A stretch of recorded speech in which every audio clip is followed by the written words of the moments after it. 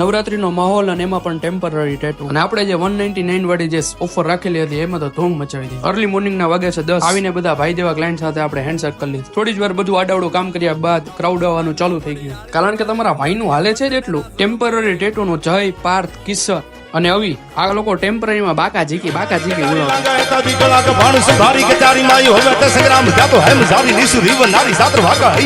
Permanent ના 2-4 tattoo હતા મેં કમ્પ્લીટ કર્યા.